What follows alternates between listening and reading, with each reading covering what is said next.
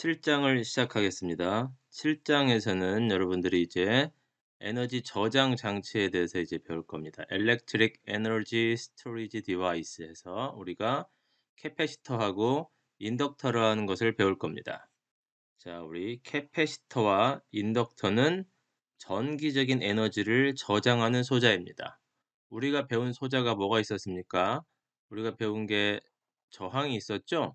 저항은 어떻게 합니까? 에너지를 무조건 흡수하고 소비만 하는 겁니다. 그래서 플러스 마이너스 이렇게 전압이 이렇게 걸렸을 때 전류가 이렇게 흐르는, 그래서 수동소자 표기법 패시브 컨벤션에 의해서 T는 이때가 V고 이때가 I면은 VI만큼의 파워를 흡수를 하고 그만큼 에너지를 여기서 이제 소모를 하는 거죠. 그래서 얘 저항은 에너지를 흡수할 수는 없습니다.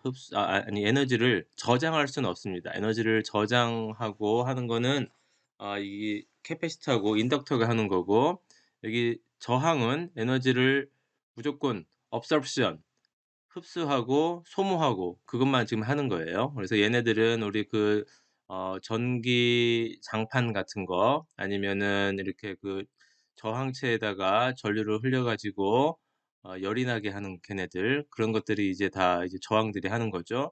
그러니까 전기적 에너지를 흡수 absorption을 해서 걔를 열 에너지로 바꿔 가지고 발산하는 것들이 이제 그런 저항들입니다. 그런데 이제 우리가 이번 7장부터 배우는 거는 캐패시터, 인덕터, 얘네들은 전기적 에너지를 저장할 수 있는 소자예요. 캐패시터는 전하를 축적해서 에너지를 저장하는 거고, 인덕터는 자속을 축적하여 에너지를 저장하는 겁니다. 캐패시터는 이와 같이 돼 있어요. 이렇게 두 개의 금속 전극으로 이렇게 서로 이렇게 마주보고 이렇게 있는 이 전극이 이렇게 있으면은, 여기에서 지금 배터리에서 전류가 이렇게 플러스에서 이렇게 가게 되면 여기에 플러스 차지, 플러스 전하들이 여기에 이렇게 쌓이게 되고, 그리고 여기 이제 마이너스는 상대적으로 이쪽에서 마이너스 차지들이 이쪽에 이렇게 다 쌓이게 되는 겁니다. 그래서 여기에 플러스와 마이너스라는 그 차지가, 전기적 에너지가 그만큼 여기에 이렇게 저장이 되는 거예요. 여기만큼. 그리고 인덕터라고 하는 것은 쉽게 생각해서 전선을 이렇게 빙글빙글 꼬아 놓은 것 같은 겁니다. 그래서 얘는 우리가 앞에서 뭐 암페어 법칙이라든지 맥스웰 방정식 같은 거 할 때 전류가 흐르면은 주변으로 뭐가 생깁니까? 자기장이 생기죠?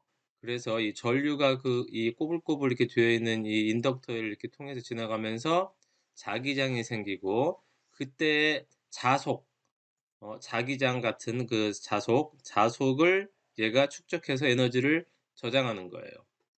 우리가 여러분들이 전자기학에서 선속, 전속 그런 거 배웠었죠? 일렉트릭 플럭스 그런 거 배웠죠? 그리고 여러분들이 이제 전자기학 2에서 이제 자기장을 배우면서 자속이란 걸 또 배울 겁니다. 그래서 마그네틱 플럭스. 그래서 그런 이제 마그네틱 플럭스를 저장하는 거, 자속을 축적해서 에너지를 저장하는 게 인덕터예요.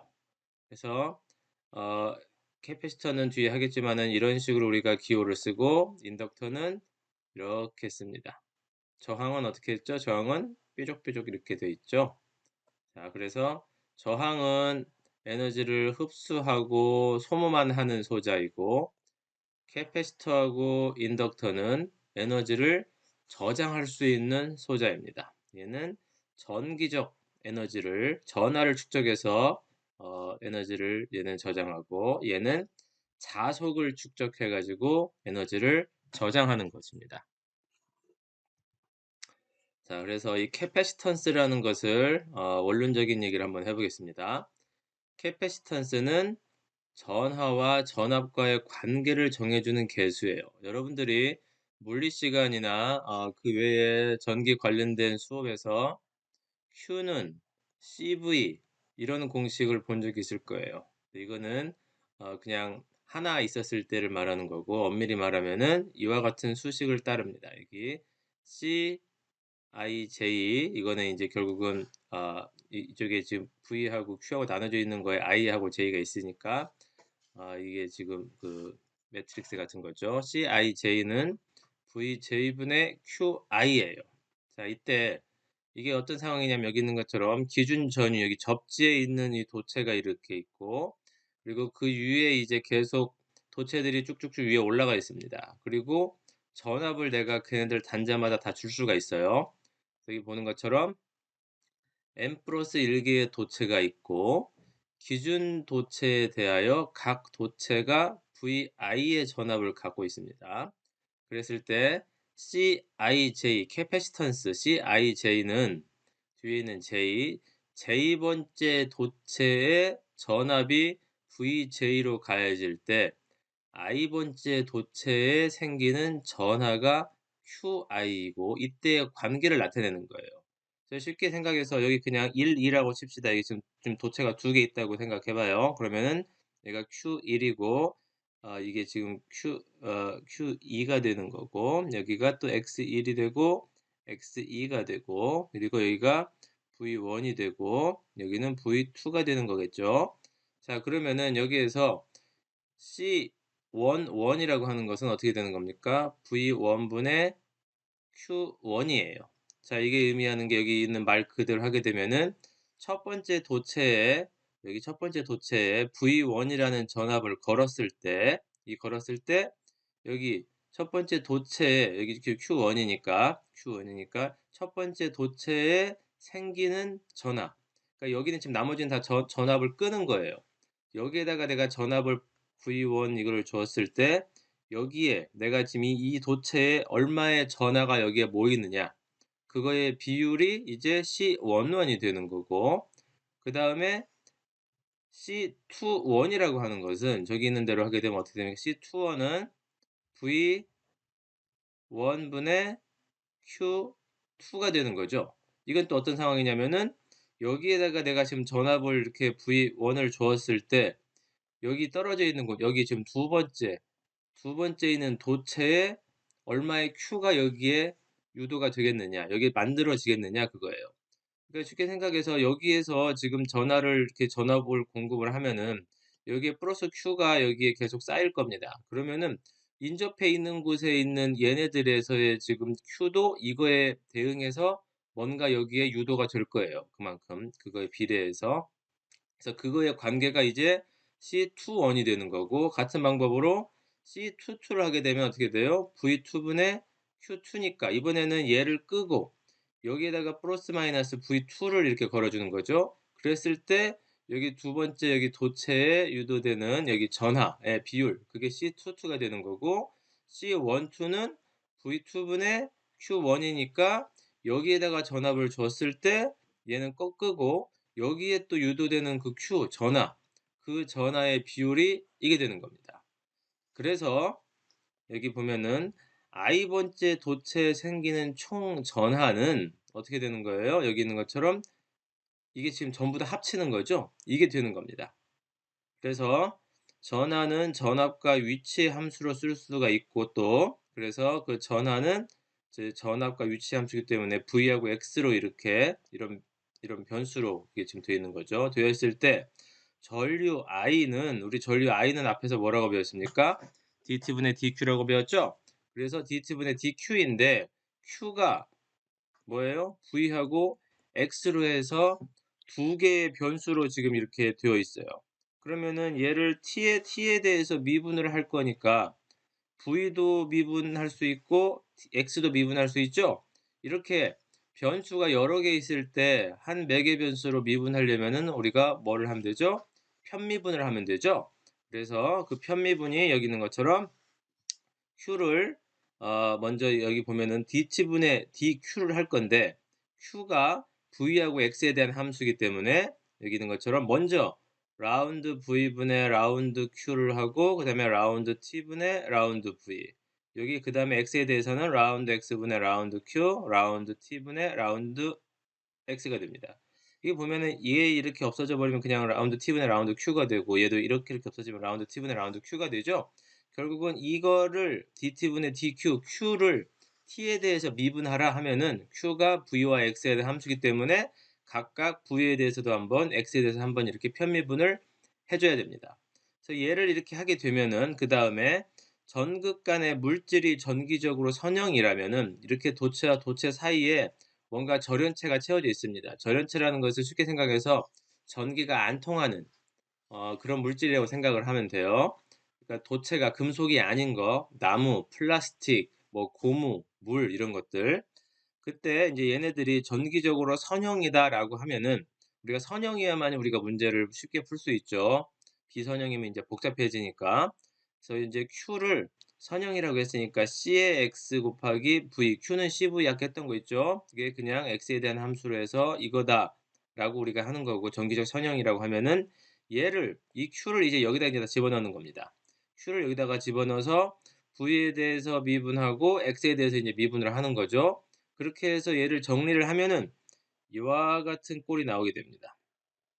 전류 I가 이렇게 C dt분의 dv 더하기 v dx분의 dcx 다음에 dt분의 dx가 나와요. 자, 여기에서 보면은 이렇게 항이 두 개가 나오는데 사실 우리가 회로이론 시간에는 여기 있는 첫 번째 항만 여러분들이 알면 됩니다. 그런데 이제 두 번째 항을 그래도 우리가 보게 되면 어떤 상황이냐면은 여기에 dt분의 dx라는 항이 있죠. 우리가 일반적으로 물리에서 dt분의 dx가 뭡니까? 거리를 시간으로 나눈 거. 이게 뭐예요? 속도죠, 속도. 그래서 얘를 우리가 두 번째 항을 속도 전류라고 합니다. 이 속도에 의해서 이 전류가 이렇게 나오는 거니까. 그래서 회로이론에서는 우리가 얘를 안 해요. 이걸 0이라고 해요. 이게 지금 무슨 말이냐면 여기 x라는 게 여기 지금 캐패시터 지금 얘네들 전극과 전극 사이의 거리가 지금 x인 거예요. 얘가 시간에 따라서 변했을 때 얘가 있는 거예요. 즉 무슨 말이냐면은 여기 지금 우리는 캐패시터가 그냥 이렇게 전극이 이렇게 있고 그 사이에 어떤 물질이 절연체가 그냥 채워져 있는 그냥 고정된 상태를 우리가 그냥 공부를 할 거예요. 그러면은 이 둘 사이의 거리가 그냥 고정되어 있기 때문에 어떻게 되는 거예요? 얘가 시간에 따라 안 변하니까 얘가 0이 되는 거죠. 그래서 얘를 우리가 안 씁니다. 그런데 나중에 여러분들이 고학년이 되거나 대학원을 가거나 혹은 뭔가 그 다른 뭐 센서 관련해서 움직이는 센서 관련해서 그런 걸 하게 되면은 이 도체와 도체 사이에 이제 절연체가 이제 뭐 공기도 절연체니까 공기가 되어 있고 얘네와 얘 둘 사이가 시간에 따라서 왔다 갔다 해가 움직일 수가 있어요. 그렇게 되면은 이 x가 시간에 따라서 변하는 거죠. 그러면은 dt분의 dx가 0이 아니게 됩니다. 그러면 얘가 살아있는 거죠. 얘가 살아있는 거기 때문에 얘가 이걸로만 끝나는 게 아니고 뒤에 얘가 나오는 거예요. 그래서 이런 것들이 나중에 이제 여러분들이 고학년 때 뭐 배울 수도 있겠지만은 요즘에 스마트폰에 다 이렇게 들어가 있는 것들이 관성 센서들이 다 들어가 있죠. 그래서 자이로스코프, 맴스 자이로스코프 혹은 맴스 가속도계 걔네들이 그 스마트폰에 다 들어가 있습니다. 걔네들 원리가 이렇게 두 개의 이렇게 캐패시터가 이렇게 쉽게 생각해서 이렇게 마주보고 있고 여기에 이제 그냥 에어층이 공기층이 이렇게 있었을 때 가속도나 각속도가 들어왔을 때 얘네들이 거리가 가까워지거나 뭐 이렇게 옆으로 밀려나거나 해서 캐패시턴스가 변하는 것을 읽어냅니다. 그거를 읽어내서 그게 지금 캐패시턴스가 변하게 되면은 이제 전류가 변하게 되는 거죠. 그래서 그런 식으로 해서 검출하는 것들이 나중에 이제 여러분들이 또 배울 기회가 있으면은 또 배울 거예요. 그래서 여기에서 얘기하는 것은 원래는 캐패시턴스에서 전류가 이렇게 하나로만 되는 게 아니고 이렇게 두 개의 항으로 나온다라는 것을 얘기를 합니다. 그래서 두 번째 항을 우리가 속도 전류라고 하고 근데 우리 회로 이론에서는 쟤를 그냥 0으로 놓고 풉니다. 자, 캐패시터의 구조는 전극 사이의 절연 물질, 자, 유전체를 끼워 넣는 구조예요. 여러분들이 전자기학의 이제 1학기에서 이제 뒷부분에 이제 유전체 도체를 또 배울 겁니다.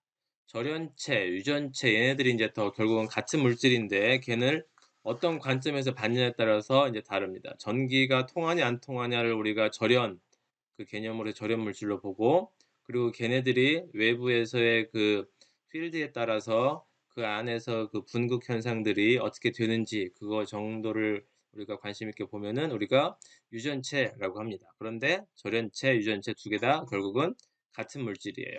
그래서 캐패시터는 여기 매긴 것처럼 두 개의 금속 전극, 위아래 이렇게 금속 전극이 있고 그 사이에 유전체가 이렇게 채워져 있는 이런 구조입니다. 그래서 이게 그냥 평판 캐패시터의 가장 기본적인 구조인 거고, 앞에서 우리가 구한 그 전류가 캐패시터에 흐르는 전류입니다. 그러면은 절연체를 통해서 전류가 흐른다는 거죠. 왜냐면 우리가 지금까지는 전류는 이렇게 전선으로 해가지고 자유전자들이 계속 이동해서 전류가 흐르는 거였는데, 캐패시터는 이렇게 금속 전극이 이렇게 있고 그 사이에 전기가 안 통하는 절연물질 유전체가 있는데, 이게 전류가 지금 이게 왜 흐를까요? 이게 지금 암페아 둘레 법칙에 의해서 또 되는 겁니다. 암페아 둘레 법칙은 우리가 델 크로스 H, 이제 여러분들 이제 H는 이제 나중에 전자기학 2에서 또 배울 거예요. 자기장과 관계된 자속에 관계된 겁니다. 얘는 여기 전류 밀도 더하기 이와 같이 또 두 번째 항이 있어요. 그래서 전류에 의해서 자개가 생긴다는 법칙입니다. 암페아 법칙은. 전류가 흐르면은 우리 그 뭐 중고등학교 때 물리 시간에 보면 어땠습니까? 이렇게 전선이 이렇게 있고 전류 위로 이렇게 흘려보내면은 그 주변에 뭐 나침반들이 이렇게 막 한쪽으로 배열하고 하는 것들 봤었죠? 전류가 위로 올라갈 때 오른손으로 이렇게 엄지를 위로 가리키는 방향으로 감싸 안면은 그쪽 방향으로 어떻게 돼요? 자기장이 형성이 된다. 그런 것들 배운 거 있죠? 그 내용입니다. 좌변에 여기에 지금 우변이겠죠. 우변에서의 여기 1항. 얘는 전하에 의한 전류예요. 말 그대로 자유전자가 이렇게 얘네들이 막 이동해가지고 전류가 흐르는 거고, 두 번째 항. 얘는 변위 전류를 얘기를 합니다. displacement current라고 해서 얘는 맥스웰이라는 사람이 이거를 얘기를 했어요. 이게 의미하는 게 뭐냐? 여기 이 필드는 여러분들이 전자기학 시간에 배웠죠. 그러니까 이게 지금 그 분모는 라운드 T고 분자는 여기 결국 입실론 제로는 얘는 공기의 유전율이니까 상수인 거고 라운드 2가 되는 거죠. 그러니까 시간에 따라서 이 필드 전기장의 세기가 변하면은 얘가 값이 있는 거고, 이 필드가 전기장의 세기가 시간에 따라 변하지 않고 고정되어 있으면은 얘는 그냥 0이 되는 거죠. 그래서 전개가, 이게 전기장의 세기가 시간적으로 변하면은 그것이 결국은 뭐가 된다는 거예요? 이게 전류로 나온다는 겁니다. 이게 지금 전류 밀도니까 암페어 퍼 제곱미터인 거고, 결국 얘도 전류에 관계되는 거예요. 그래서 여기 나와 있는 것처럼 전기장의 세기가 시간적으로 변하면은 그것이 바로 이제 전류가 된다. 이 두 번째 항이 그걸 얘기를 하는 겁니다. 회로에서 VS가 직류 전원이라면은 전류는 0이죠? 왜? 직류라는 것은 뭐예요? 시간에 따라서 전압이나 전류값이 일정한 거죠? 그러면은 얘는 미분하면은 0 되는 거죠? 그래서 직류일 때는 0이 되는 겁니다. 이 두 번째 여기가 디스플레이스먼트 커런트가. 그리고 VS가 시간적으로 변하는 교류 전원일 때는 0이 아니다 라는 거예요. 이게 지금 캐패시터에서 이제 중요한 성질입니다. 그래서 여기를 우리가 아까 전에 캐패시터의 기본 구조가 이렇게 되어 있다는 걸 봤고, 얘네들 우리가 회로로 했을 때 심볼은 이와 같이 이렇게 해서 이렇게 휘어지게 하기도 하고 그냥 반듯하게 이렇게 하기도 하고 뭐 별 상관없습니다. 나중에 여러분들이 실험 때 얘네들 그 극성이 있는 캐패시터 같은 경우 이제 그런 걸 구분하기는 하는데, 우리 회로 이론에서는 그냥 구분하지 않고 그냥 씁니다. 그래서 여기 지금 플러스 마이너스 여기 VC가 걸리고 그 다음에 전류가 이렇게 아래로 내려가는 거, 이거는 우리 수동소자 표기법에 의한 거예요. 그래서 이렇게 이런 식으로 해서 여기 전원하고 캐패시터하고 이렇게 연결되어 있는 이 회로들을 우리가 이렇게 만들 수가 있죠. 자, 보면은 전극 간에 흐르는 전류는 일반적으로 두 개 항의 합으로 정의된다. 이게 앞에서 했던 거죠. 앞에서 우리가 어떻게 했어요? 저거 I가 DT분의 DQ에서 했던 거였죠. 그리고 Q가 V와 X와의 함수였었고, 그래서 얘를 각각을 편미분을 한 거죠. 라운드 V하고 라운드 X로 편미분을 해서 나온 게 이겁니다. 이거. 그래서 두 번째 항을 우리가 뭐라고 한댔어요? 여기 지금 dt분의 dx가 있으니까 얘를 우리가 속도 전류라고 한다고 했죠.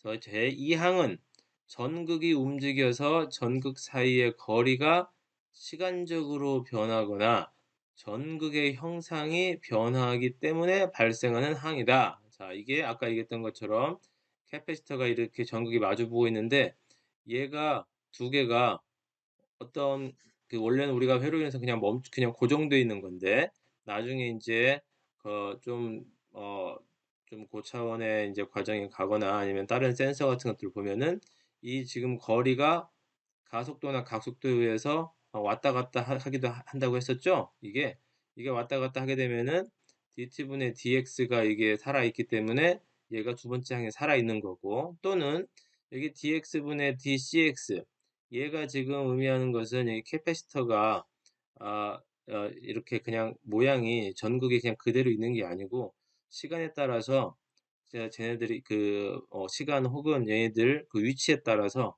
캐패시터의 그 전극의 모양이 막 반듯했다가 이렇게 꾸불꾸불했다가 이렇게 모양이 이렇게 위치마다 바뀔 수가 있어요. 그래서 전극의 형상이 변하기 때문에 이 발생하는 그런 항입니다. 시간적으로 거리가 변하거나 전극의 형상이 변하는 거. 그래서 얘네들이 다 살아있게 되니까 그러면은 이 두 번째 항이 있는 거죠. 그래서 이런 게 전기 기기의 세계에서는 벌어지는 거예요. 아까 얘기했던 것처럼 어, 램스 자이로스코프라든지 아니면은 램스 가속도계, 악셀러레이미터, 우리 쉽게 우리 스마트폰에 들어가 있는 것 중에 여러분들 하루에 몇 걸음씩 걸었는지 나오는 거 있죠? 만보계 같은 거, 헤도미터, 걔네들이 다 이 가속도계, 사람들이 이렇게 걷고 할 때마다의 위로 아래로 움직일 때 그 충격을 얘가 다 읽어가지고 몇 번 왔다 갔다 했는지, 혹은 여러분들이 스마트폰으로 게임을 할 때, 자동차 게임 같은 거 할 때 왼쪽 오른쪽으로 돌리는 거를 다 인식을 하죠. 걔네들이 다 각속도를 다 읽어내는 이제 그런 것들입니다. 자, 그래서 이 dt분의 dx, 이게 지금 살아있는 거, 얘가 이제 살아있으면은 두 번째 항이 살아있는 거죠. 그런데 회로 이론에서 다루는 캐패시터는 어때요? 전극이 그냥 고정되어 있는 겁니다. 고정되어 있는 거고, 그리고 제2항이 그래서 항상 0입니다. 그래서 여러분들이 시험을 보기 위해서 회로 이론에서 기억해야 되는 수식은 그냥 이것만 기억하면 됩니다. IC는 CDT분의 DVC. 캐패시터에 흐르는 전류 IC는 캐패시터 양단에 걸리는 전압의 양에서 음으로 흐른다고 부호를 취합니다. 이거는 우리 수동소자 표기법 패시브 컨벤션에 의해서 이렇게 쓰는 거예요. 이렇게. 저 수식이 이때 지금 되는 겁니다. IC는 CDT분의 DVC, 얘를 이때만 쓰는 거예요. 여기 보면은 이게 지금 전압하고 이 전류의 이게 방향을 잘 봐야 됩니다. 플러스에서 마이너스로 전압이 이렇게 걸렸을 때 플러스에서 마이너스로 흐르는 전류를 IC라고 했을 때의 IC가 지금 이겁니다. 자, 또한 IC의 방향은 VC 부호에 따라서 바뀌는 것이 아니고 VC의 시간 변화율의 부호에 따라서 바뀌게 됩니다. 여기 지금 얘를 저기 위에 있는 수식을 그냥 이제 이쪽으로 해서 지금 적분해서 만들어내는 거예요. 이건 그냥 얘 양변을 적분해 가지고 VC를 이렇게 만들어낸 겁니다. 그리고 여기 지금 하한가로 있는 얘는 초기값, 그 초기의 캐패시터에 걸려 있는 전압이에요. 그래서 이거는 그냥 단지 이제 수식인 거고, 이런 식으로 해서 우리가 캐패시터에 흐르는 전류에 대해서 봤습니다. 그렇다면은 이 캐패시터가 에너지를 저장하는 소자라고 했는데 얼마만큼 저장하는지 그거를 보겠습니다. 스토어드 에너지에서 캐패시터는 전하의 형태로 에너지를 저장하기도 하고 또 방출하기도 해요. 이게 무슨 말이냐면은 쉽게 생각해서 여러분들 스마트폰에 들어가 있는 배터리를 생각하면 됩니다. 여러분들 이제 스마트폰 이제 오래 쓰면은 하루 종일 쓰면 저녁 때쯤 되면 이제 배터리가 이렇게 해서 이렇게 있을 때 이제 한 칸밖에 이렇게 안 남죠. 그러면 이제 배터리가 이제 다 된 거죠. 그러면은 얘를 충전을 해야 되겠죠. 그래서 여러분들이 이 콘센트에다가 여기 충전기를 연결을 하든지 아니면은 뭡니까 이동식 보조 배터리에다가 연결을 하죠. 그러면 얘네들이 다시 또 이렇게 차오르죠. 이렇게 차오른다는 소리는 그 보조 배터리 또는 콘센트에서의 전력을 여기다가 계속 채우는 거예요. 즉, 이 지금 스마트폰이 에너지를 저장하고 있는 겁니다. 저장하다가 이제 저장이 다 끝나서 이제 노랑불 혹은 녹색불이 딱 됐을 때 인제 걔를 이제 또 충전기에서 빼죠. 빼고 난 다음에 얘를 계속 사용하죠. 이제 전화를 하거나 아니면 게임을 하거나 인터넷 검색을 하거나. 그러고 나서 얘네들을 시간이 지나면 또 아까처럼 또 얘네들이 또 없어져요. 없어진다는 소리는 결국은 여기 캐패시터 혹은 그 배터리에서 나머지 회로에다가 계속 전력을 공급하는 거예요. 그니까 얘 입장에서는 방출하고 있는 거죠, 에너지를. 그래서 이 얘네들이 얼마나 에너지를 저장하는지 그거를 파워부터 한번 보겠습니다. 파워 P는 V 곱하기 I라고 우리가 알고 있죠. 그리고 우리 캐패시터에서 전류 IC가 아까 뭐였어요? IC는 C DT분의 DVC라고 했죠. 그래서 여기다 그냥 곱합니다. I 대신에. 이거를 이렇게 곱하죠. 그 다음에 이제 여기에서 이제 DT를 이쪽으로 넘겨요. 그러면은 PDT가 되는 거죠. PDT라는 것은 뭡니까? 얘는 파워고 얘는 시간입니다. 시간에다가 파워를 곱하면 그게 바로 에너지가 되는 거죠. 에너지인데 단위 시간을 여기다가 dt를 곱하는 거기 때문에 얘가 dw가 되는 거죠. 그래서 dw는 나머지 이만큼 cv dv가 되는 겁니다. 그리고 얘를 양변을 어떻게 하면 돼요? 양변을 그냥 적분을 합니다. 적분을 하면은 dw는 그냥 w로 나가는 거고 여기는 지금 뭐가 변수예요? dv죠? 근데 변수가 뭐가 있어요? v가 있네요. c는 상수입니다. 그러니까 c는 앞으로 나가고 결국은 v dv 이게 익숙하지 않은 사람들은 x dx 이거랑 똑같다고 생각하면 돼요. 얘는 그냥 2분의 1 x제곱이 되는 거죠? 그래서 c 앞으로 나간 거에 해서 2분의 1 cv제곱이 됩니다. 그래서 이만큼의 에너지가 거기에 저장이 되는 거예요. 캐패시터에. 캐패시터의 전류가 VC에 관계없이 VC의 시간 변화율의 부호에 따라 방향이 바뀌기 때문에 에너지가 소자로 들어가기도 하고 나가기도 하는 거예요. 그래서 여기 지금 의미하면은 여기에 우리 패시브 컨벤션에서 우리 아까 어땠어요? 우리 1장에서 플러스 마이너스에서 전류가 이렇게 되어 있으면 어떻습니까? 얘는 에너지를 파워를 흡수, absorption 하는 거죠. 그래서 얘는 그냥 두 개를 곱하면 그냥 이게 지금 positive가 되는 거고, 그래서 에너지를 이때 캐패시터에 저장하는 겁니다. 마치 우리 그 저항했을 때하고 비슷한 상황이죠. 저항도 이렇게 돼가지고 플러스 마이너스 이렇게 했을 때 얘가 파워를 absorption 한다고 했었죠. 그때를 얘는 그냥 absorption 해서 소모하는 거고 소모해서 얘를 열 에너지로 바꿔가지고 내보내는 거고 얘는 absorption을 해서 흡수를 해서 얘를 여기에 저장하는 겁니다. 그리고 반대로 이제 얘가 이렇게 플러스 마이너스에 이렇게 위쪽으로 이렇게 올라가게 되면은 우리 수동소자 필기법에서는 이때는 어떻게 해요? 파워를 서플라이 하는 거죠? 우리 마치 이거랑 똑같은 겁니다. 이거 전원하고 똑같은 거죠? 그래서 이때는 에너지를 캐패시터로부터 방출하는 거예요. 그래서 여기 이때 이제 계산하는 것은 여기 지금 IC가 지금 여기 지금 P가 마이너스가 나온다는 거는 IC가 우리 원래 아래쪽으로 되어 있는 걸 우리가 IC라고 했으니까 걔의 방향이 반대여서 네거티브로 나오는 거죠. 그래서 이 캐패시터에 얼마의 에너지를 저장한다고요? 2분의 1 CV제곱만큼 저장을 합니다. 내가 그러니까 큰 에너지를 저장하고 싶다.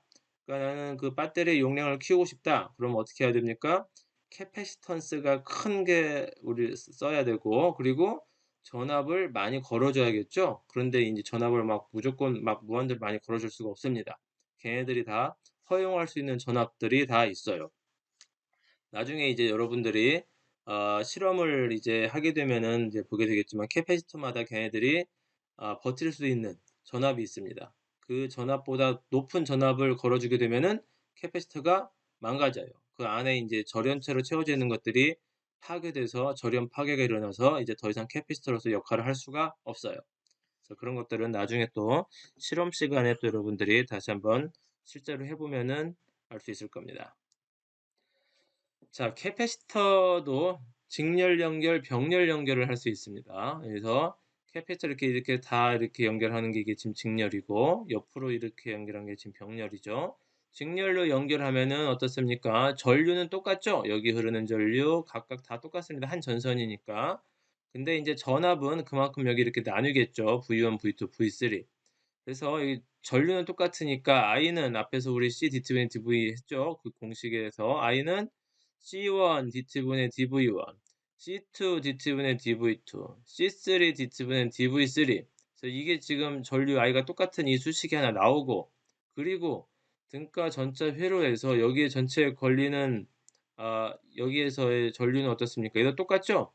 I는 여기 지금 등가로 한 여기 이퀴벌런트 여기 지금 등가로 한 거에 dt분의 dvc. 그래서 여기를 또 vc라는 게 어떻습니까? v1 더하기 v2 더하기 v3 다 되는 거니까 얘네들을 이 안에서 이렇게 따로 나눈 다음에 얘네들을 다 또 dt분의 d로 해서 다 나누게 되면은 어떻게 돼요? 여기서 지금 dt분의 d1, dt분의 dv2, dt분의 dv3를 하게 되면 각각 C1분의 I, C2분의 I, C3분의 I죠? 그래서 얘네들을 다 여기다가 집어넣게 되면은 이와 같은 꼴이 됩니다. 그러면 여기에서 결국은 어떻게 우리가 만들어낼 수 있어요? 여기서 C 등가의 역수가 뭐하고 지금 똑같다는 거죠? 각각의 역수하고 똑같다라는 겁니다. 그래서 여기 지금 얘는 우리 마치 얘네들을 지금 모양을 잘 보면은 우리 저항했던 거하고 뭔가 모양이 비슷하다는 걸 여러분들이 알 수 있을 겁니다. 자, 여기 보면은 자, 얘는 지금 병렬 연결이죠. 병렬 연결일 때는 뭐가 똑같습니까? 전압이 똑같죠? 전압이 똑같고 그 다음에 또 뭐가 나뉘는 거죠? 전류가 나뉘는 거죠. 그래서 여기 있는 것처럼 전체 전류는 여기에서 우리 KCl에서 I1, I2, I3 얘네들이 나뉘는 거니까 전체 전류는 이렇게 I1 플러스 I2 플러스 I3가 되고 얘네 세 개를 다 우리가 등가로 했을 때 나온 CEQ를 이렇게 했을 때 플러스 마이너스 VC에 전류 I 나가는 걸로 이렇게 잡은 거죠. 병렬이기 때문에 전압이 다 똑같고 그래서 전류만 이렇게 나뉘는 걸 이렇게 쭉 다 쓰게 되면은 얘가 어떻습니까? 이렇게 지금 되는 거죠? 여기 이렇게 해서 지금 다 묶인 거죠. D분의 dV가 다 똑같으니까. 그러면 등가 회로에서는 또 CEQ하고 다음에 D분의 dVC가 되는 거니까 두 개가 이제 똑같으려면은 이제 dVC하고 dV하고 똑같죠? 그러면 얘하고가 똑같으니까 얘하고가 똑같아야겠죠? 그래서 이제 그 똑같은 거를 가지고 또 하면은 C 등가는 각각의 캐패시턴스 값을 다 합친 거하고 같다라는 겁니다. 그러면은 자, 직렬 연결일 때는 캐패시턴스의 역수의 합을 다 합친 거가 등가의 역수가 되는 거고 병렬일 때는 각각의 캐패시턴스 값들을 그냥 다 합친 거하고 같습니다. 이거 우리 저항하고 비교했을 때 어때요? 저항하고 반대죠?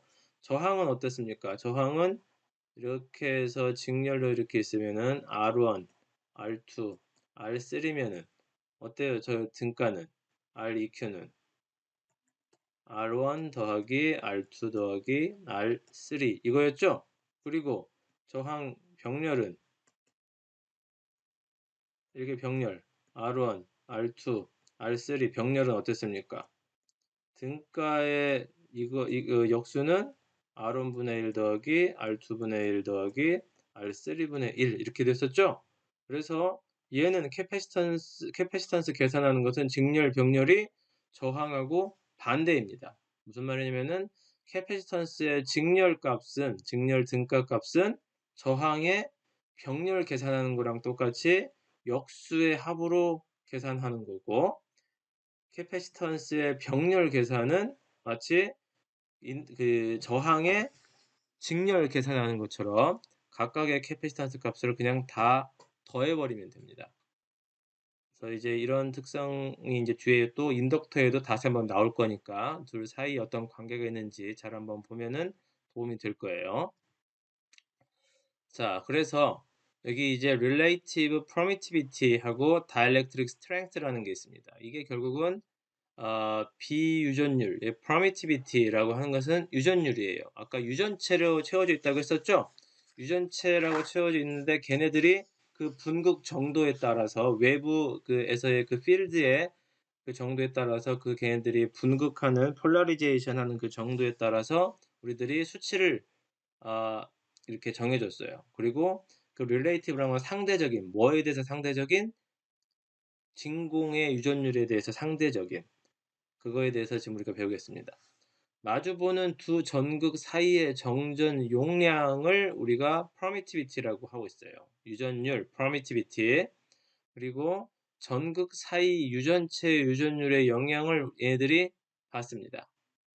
그래서 여기 캐패시턴스를 계산하는 수식이 C는 입실론 곱하기 D분의 A예요. 여기에서 입실론은 그 유전체의 유전율입니다. 그 이렇게 두 개의 평판 전극 사이에 채워져 있는 그 유전체의 유전율, 유전상수.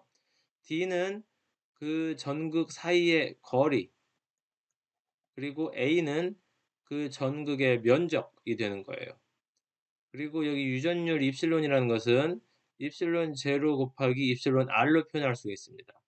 입실론 제로라고 하는 것은 이거는 진공의 유전율이에요. 진공. 뭔가 기준을 우리가 잡아주는 거죠. 얘는 진공에 대한 유전율은 얘는 주파수에 따라서 변하지 않고 딱 한 가지 값으로 그냥 정해져 버려요. 다른 물질들은 주파수에 따라서 원래는 그 값들이 다 변합니다. 그리고 얘를 진공의 유전율을 기준으로 했을 때 걔 몇 배쯤 되는지, 그게 지금 여기 입실론 R, 비유전율, 상대 유전율이라고 합니다.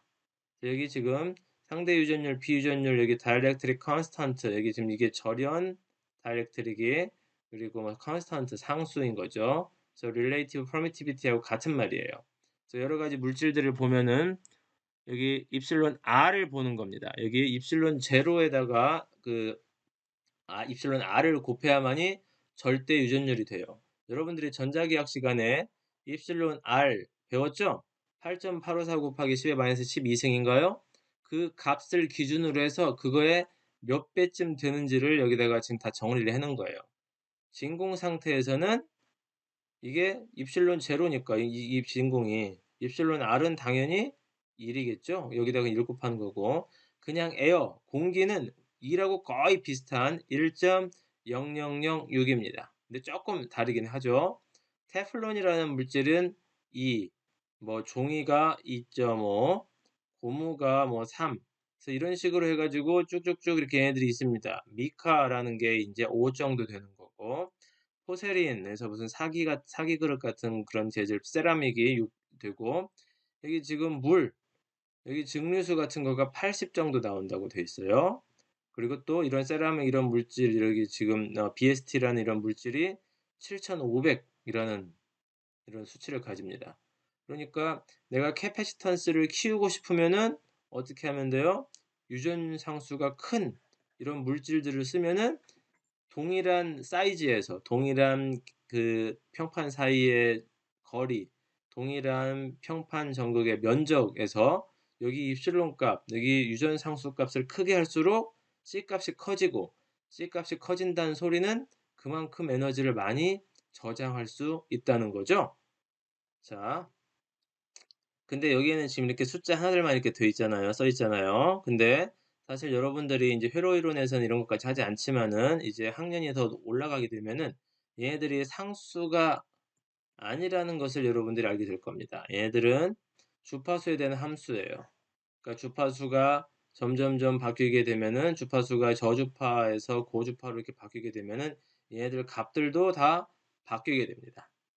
그래서 그 부분들은 나중에 이제 여러분들이 배울 수 있으면 3학년, 4학년 그런 과정에서 다시 한번 배울 겁니다.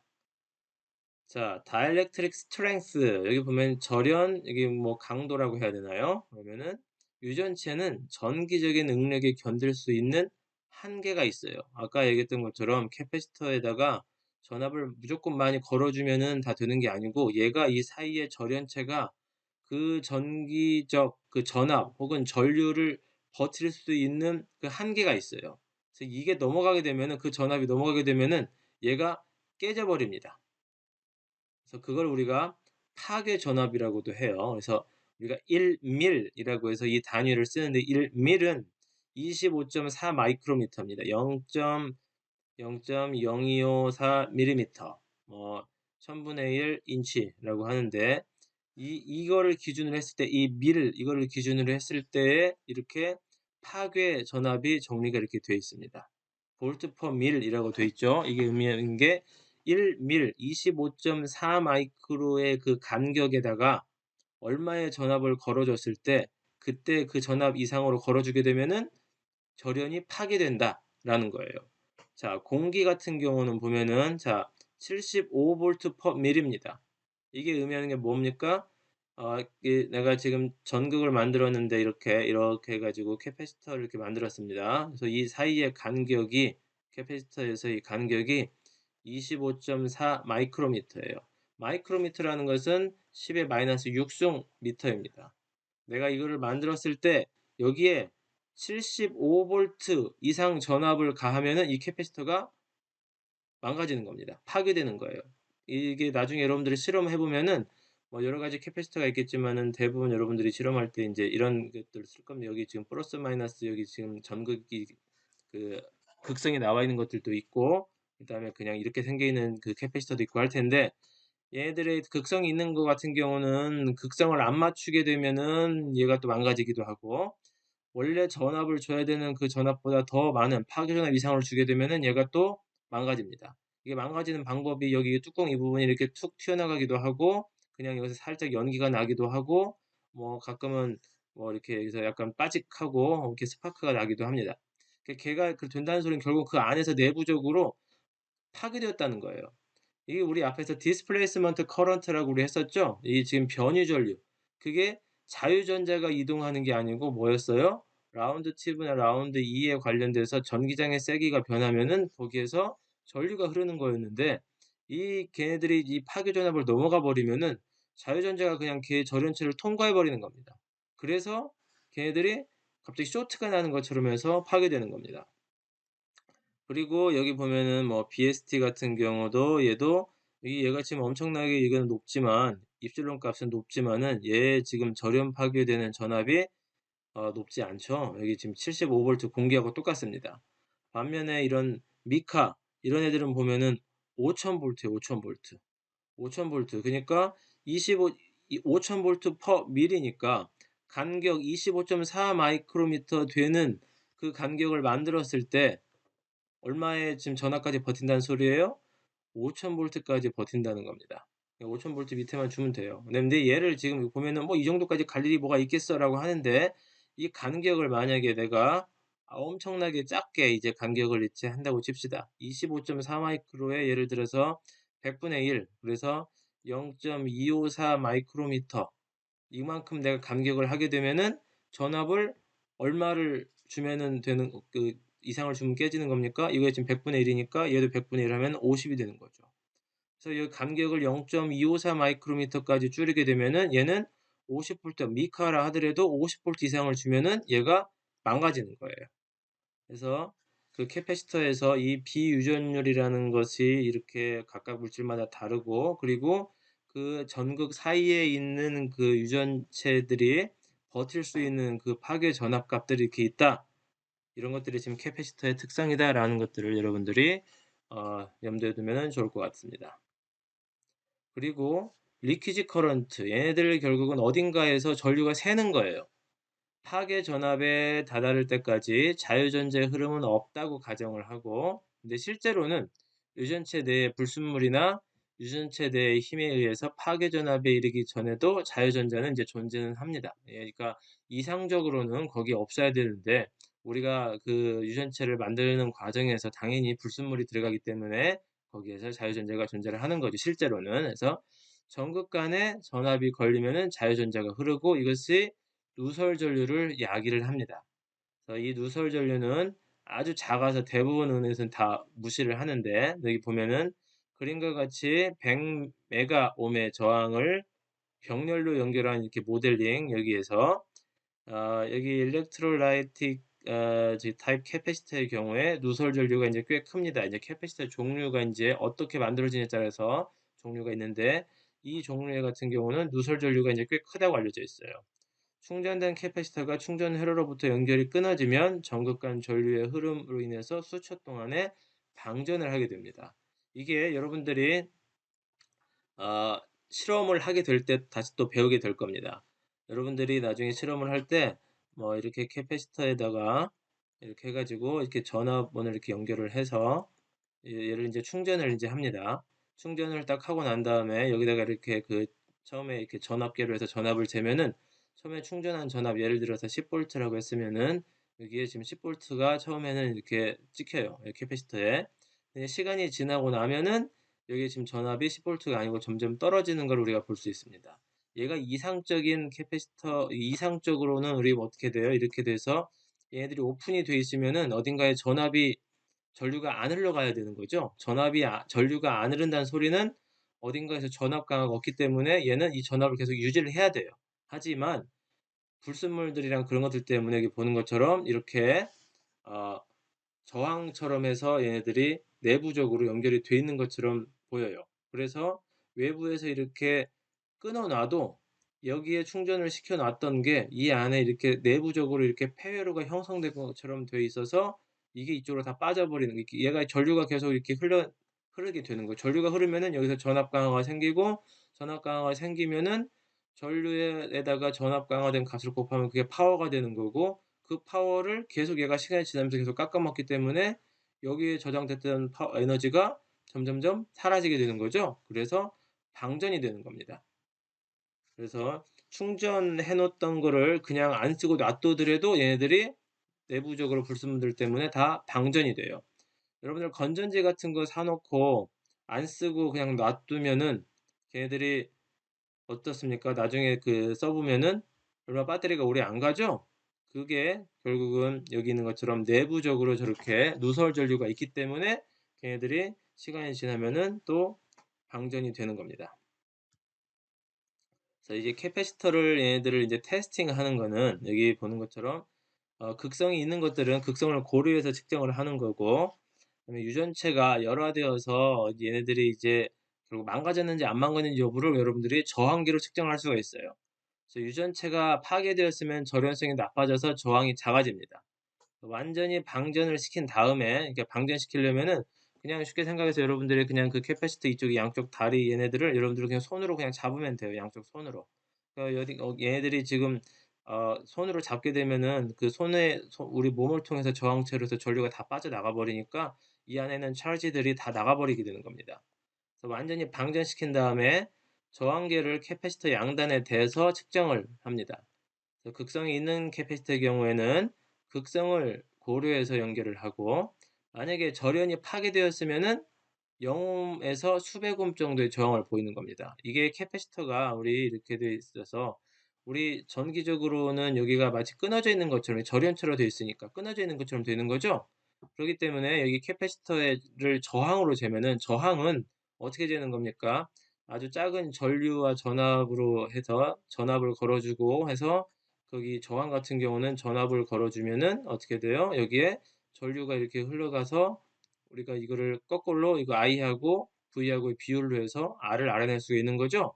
근데 여기가 끊어져 있으면 어떻습니까? 끊어져 있으면은 여기 지금 전류가 못 흐르니까 오픈으로 나오는 거죠. 그러니까 오픈으로 나오면 이제 저항이 엄청나게 크게 메가옴에서 크게 나옵니다. 근데 이게 안에 절연이 파괴돼 가지고 여기가 이렇게 망가져 있으면은 얘네들이 이렇게 자유전자가 흘러요. 이렇게 얘네들이 연결이 약간 돼 있는 것처럼. 그래서 절연이 파괴되어 있으면은 0옴에서 수백 옴 정도의 저항을 보입니다. 이게 저항계로 쟀을 때 이거는 거고 나중에 여러분들이 멀티미터에서 뭐 좋은 걸 찾아보면은 저기 LCR 미터 같은 경우는 인덕턴스도 잴 수 있고 캐패시턴스 값도 잴 수 있고 저항 값도 다 잴 수가 있습니다. 그래서 이런 것들을 나중에 여러분들이 실험 기초 회로 실험 시간에 다 실습을 해볼 수 있을 겁니다. 그래서 여기 나오는 이게 또 캐패시터 읽는 방법들이 있는데 여러분들이 그 저항도 나중에 배우겠지만은 뭐 물리 시간에 배웠을 수도 있겠고 흑갈, 적주, 노초, 파보, 회, 흰 뭐 이런 걸로 해서 여러분들이 띠 3개에서 띠 앞에 2개는 그 숫자로 하고 세 번째 거는 10의 몇 승으로 해서 저항 읽는 거 그런 거 배웠었죠? 그거와 마찬가지로 여기 캐패시터도 이와 같이 읽는 법들이 다 정해져 있습니다. 인데 뭐 아까 전에 저항 읽는 법이나 캐패시터 읽는 법 이런 것들은 여러분들이 기초 회로 실험 시간에 다시 한번 여러분들이 배울 거기 때문에 우리 여기 회로 이론 시간에서는 이게 캐패시터가 어떻게 생겼고 어떤 역할을 하고 캐패시터가 들어간 회로를 어떻게 우리가 풀어야 하는지 그런 것들에 대해서 중점적으로 배울 겁니다. 여기 나와 있는 자료를 여러분들이 참고를 해서 공부를 하면은 뭐 나중에 실험 시간에 더 도움이 될 거고 그리고 실험 시간에도 또 반복해서 또 배울 거예요. 다음 시간에는 우리가 인덕턴스에 대해서 공부를 하도록 하겠습니다.